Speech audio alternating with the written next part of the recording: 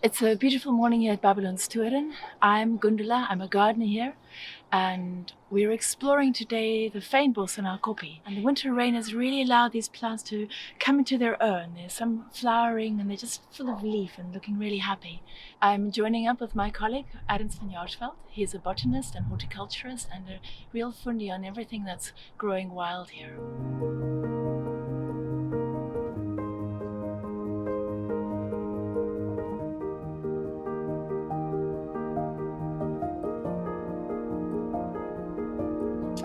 We've been winding our way up the Babylonstoren kopje and stopped here at a very special spot where the rock formation and the plants do something special.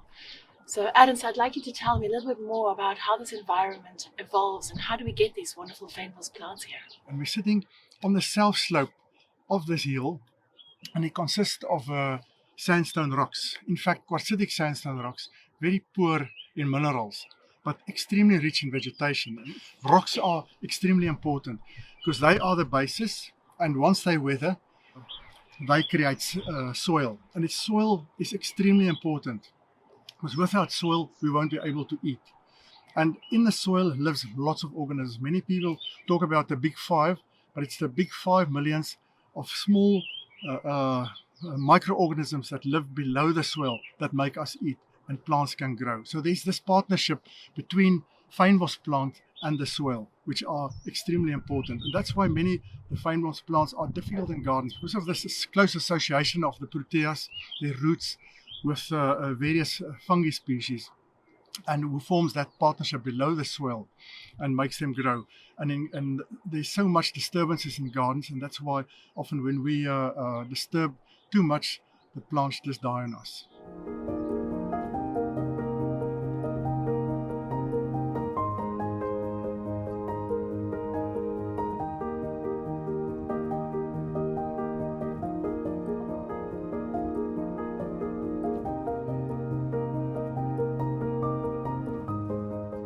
We're sitting in the heart of fynbos.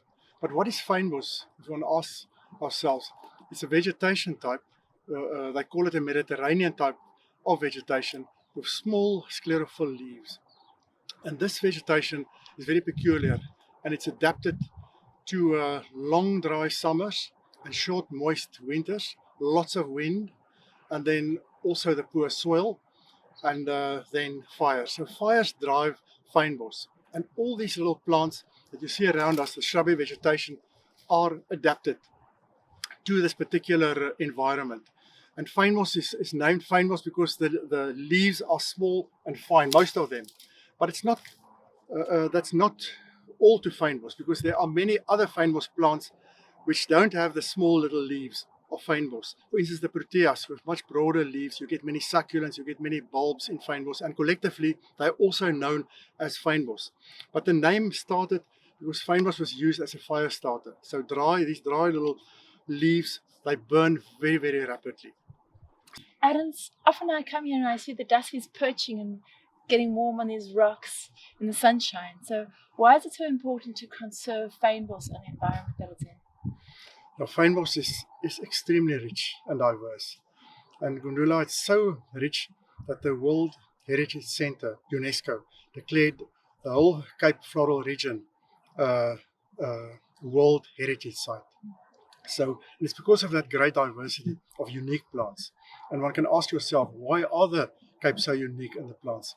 And it's because of the long history of this summer dry climate, and that gave the plants chance to evolve, and also their isolation in the southern point of Africa. So it compares to the tropics. So most of the fynbos, 10,000 species that occur here, are endemic and only occurring in this area. So it's extremely rich. We think of the horticulture industry benefiting from it.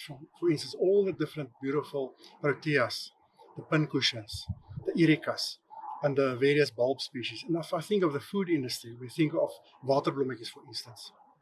And there are many more plants that are edible. And even in the medicinal industry, think of buchu. And buchu has become such an important part of our lives.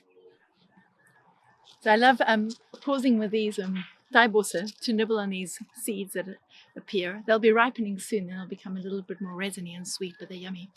Now the Thai-bosse, it's known as Thai-bosse because of the resilient branches.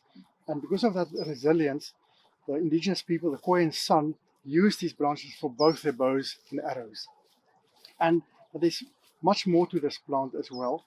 It's also aromatic, so it's avoided by many insects as well. And it's in a quite toxic family. And all of the different type of cereus are resprouters. So when they get through a fire, they will simply just grow again. But when danger lurks, as animals and humans, we can run away. But poor plants are born on one side. For instance, this steekbossie, or it's also called climber's friend, and Clifortia ruscifolia it's called. It's got these spinescent leaves, and if you try to touch it, it tells you, don't touch me. So this is one, as a mechanical defense of this plant. So the kapok bossie, on the other hand, has got soft leaves, and one can touch it. It's very highly aromatic, and this is where the secret lies within its defense. That aroma insects don't like, so they avoid this bush. But on the other hand, as humans, we can put the leaves as a flavorant into various foodstuffs. But both are typical members of the fynbos, and it shows in the fynbos there are so many animals and humans that utilize these plants, that they have developed through the thousands of years all these defense strategies to protect themselves, and yeah, so that they can grow well and reproduce themselves.